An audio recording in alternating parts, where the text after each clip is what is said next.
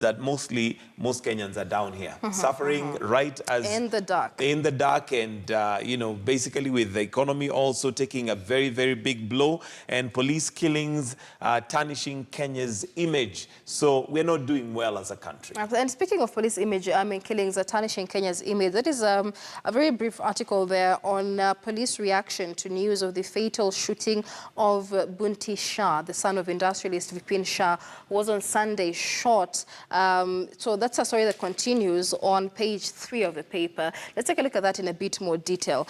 Police on up to killing Billionaire's son in attack. It's also on the front page of the Standard. And they say, Inspector General of Police Joseph Boynet, they say, we killed this innocent Kenyan by mistake. Yes. Not police culture to admit such things. Which is unusual. But remember, the story started off, first of all, with the police denying.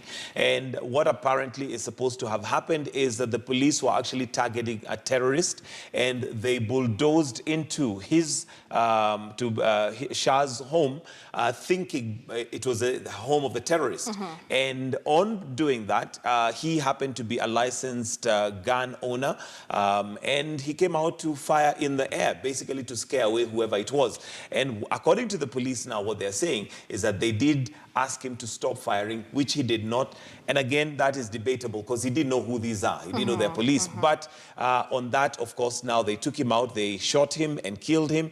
But then again, this would show a lot of incompetence because, again, how do you enter the wrong house? As much as their mission may have been a valid mission on terrorism, but of course, for them to exercise such brutal force, then discover that it's the wrong house, it's one life too many. And Kinoti here says that the police always endeavor to verify information obtained from the public before responding. However, in this instance, considering the magnitude of the threat, because they had information that unidentified individuals were plotting to stage multiple attacks within Nairobi, and they say in the magnitude of this threat and the fact that the building was unoccupied, there was no room for further delay. So this is an unoccupied room. They got a tip about, but apparently it was a servant's quarter that was in the same compound, according to Kinoti's account of events, with Bunty Shah's home. And so again, a lot of questions as to verification. If they had information it was a servant's quarter,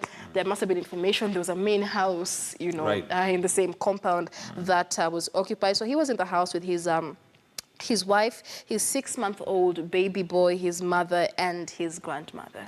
I cannot even imagine the amount of pain and anguish that a family like this, and even as a country, that we go through, but especially the family. And our prayers and thoughts are with them.